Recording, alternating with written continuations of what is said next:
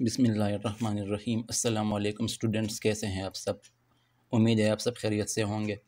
अच्छा स्टूडेंट्स, आज के इस वीडियो में हमने जो चैप्टर नंबर 11 है हमारा आई कॉम पार्ट 1 का, इसका क्वेश्चन नंबर 7 हमने सॉल्व करना है। लास्ट वीडियो में हमने क्वेश्चन नंबर 6 तक किए थे, तो आज हमने वहाँ से आगे कंटिन्यू करना है। तो क्वेश्चन की पिक्चर मैंने ऑलरेडी यहाँ पे इंसर्ट की हुई है, आपको नज़र आ रही होगी ये। अगर आप बुक में देखना चाहते हैं तो बुक में पेज नंबर 387 है, सुहेल अफजल और MRF की जो बुक है। ठीक है जी, तो क्वेश्चन को पढ़ लेते हैं। From the following balance is taken from the books of Yakub, prepare trading and profit and loss account for the year ended 31 December 2015 and a balance sheet is on that date. As per routine सबसे पहले trading and profit and loss account और उसके बाद balance sheet. ठीक है जी, तो ये आ गया trading and profit and loss account का फॉर्मेट। सबसे पहले ओनर का नाम, उसके बाद स्टेटमेंट का नाम और उसके बाद डेट। अच्छा जी, तो सबसे पहले यहाँ पे अपने ट्रेडिंग अकाउंट की डेबिट साइड पे ओपनिंग स्टॉक। अब इस क्वेश्चन को अगर हम देखें तो यहाँ पे उन्होंने हमें ऐसे ही बैलेंस दी है, यानी कि ट्रायल बैलेंस एक प्रॉपर फॉर्मेट में नहीं है इस क्वेश्चन में, बस ऐसे ही उन्होंने हमें बैलेंसेस दी है। तो अब इसको हमने ख़ुद आइडेंटिफाई करना है कि कौन सी चीज़ कहाँ पे रिकॉर्ड होनी है। तो ओपनिंग स्टॉक हम देखते हैं क्वेश्चन में, तो यहाँ पे गिवन है ओपनिंग स्टॉक। ठीक है, ये अमाउंट इसकी है 11,250, तो यहाँ पे 11,250 ओपनिंग स्टॉक के बाद नेक्स्ट परचेजेस। तो परचेजेस की अमाउंट यहाँ पे गिवन है, ये है अमाउंट है 50,000। तो इसको पहले हम देखते हैं कि परचेजेस रिटर्न्स क्वेश्चन में है कि नहीं। तो जी बिल्कुल यहाँ पे गिवन है रिटर्न्स आउटवर्ड, बिल्कुल इसके नीचे ही 50,000 के नीचे ही 500। ठीक है, तो इसको हम इनर कॉलम में लिखेंगे और इसमें से रिटर्न्स माइनस हो जाएगा, तो नेट परचेजेस हमारे पास रह जाएंगे 49,500। ठीक है जी, इसके बाद अब जितने भी डायरेक्ट एक्सपेंसेस है उसको हमने रिकॉर्ड करना है 1 बाय 1 यहाँ पे। तो डायरेक्ट एक्सपेंसेस सबसे पहले तो यहाँ पे है जी कस्टम ड्यूटी। ये एक डायरेक्ट एक्सपेंस होता है, तो इसको हमने रिकॉर्ड करना है यहाँ पे ट्रेडिंग अकाउंट की डेबिट साइड पे।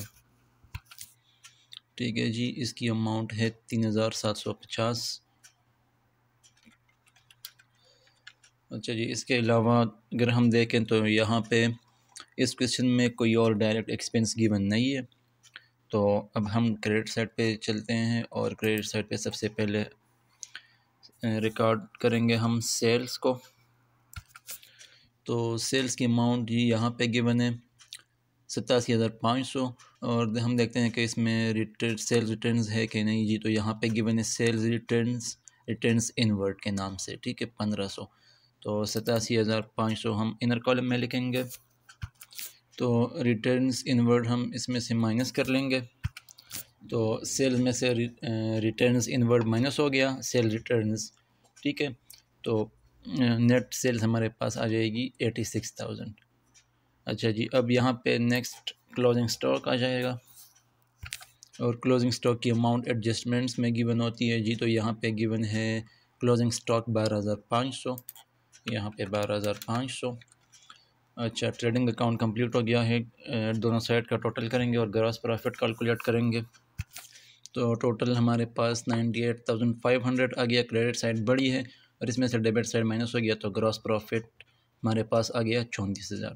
ग्रॉस प्रॉफिट को हम ब्रॉट डाउन करेंगे प्रॉफिट एंड लॉस अकाउंट में, और अब जितने भी इनडायरेक्ट एक्सपेंसेस है उसको 1 बाय 1 हम रिकॉर्ड करेंगे यहाँ पे प्रॉफिट एंड लॉस अकाउंट के डेबिट साइड पे।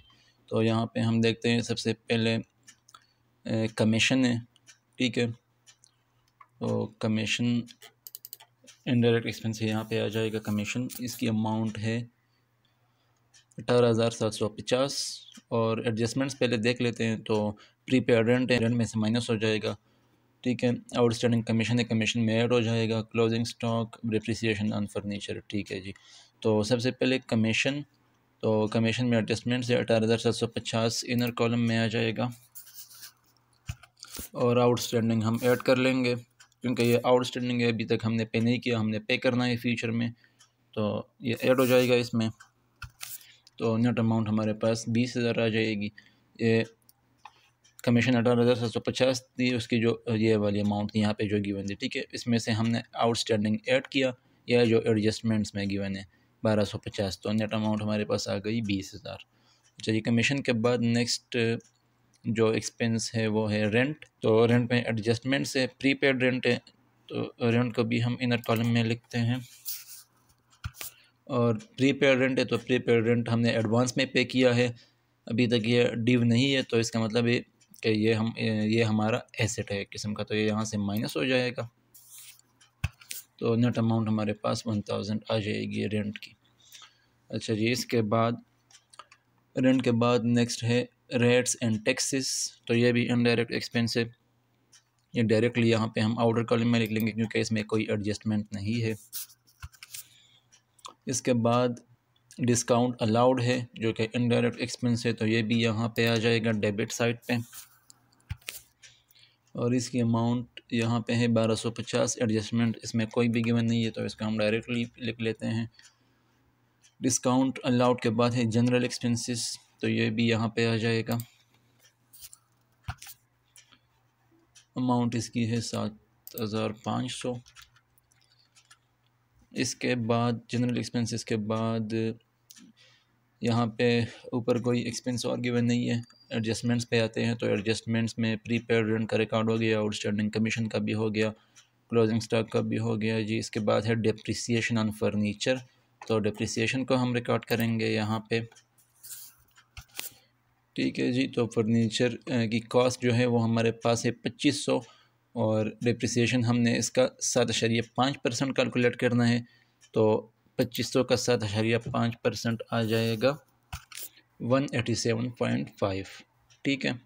इसको आप राउंड ऑफ करके 188 भी लिख सकते हैं।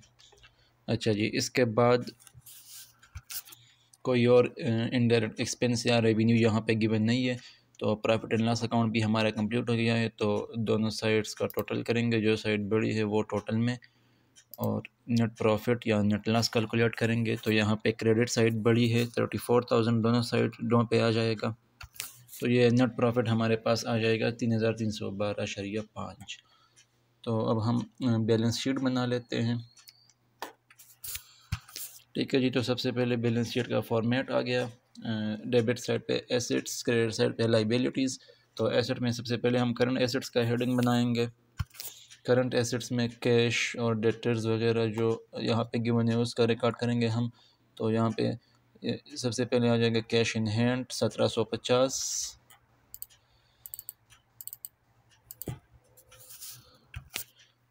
इसके बाद नेक्स्ट आ जाएगा cash at bank 14,000। Cash at bank के बाद डेटर्स 14,000। डेटर्स के बाद यहाँ ऊपर कोई करंट एसेट्स गिवन नहीं है, तो एडजस्टमेंट्स में देखते हैं, यहाँ पे प्रीपेड रेंट है, ठीक है। प्रीपेड रेंट हमारा करंट एसेट होता है 250, यहाँ पे आ जाएगा प्रीपेड रेंट। प्रीपेड रेंट के बाद एडजस्टमेंट में हमारे पास गिवन है क्लोजिंग स्टॉक, तो क्लोजिंग स्टॉक भी आ जाएगा क्योंकि ये भी हमारा करंट एसेट है 12,500।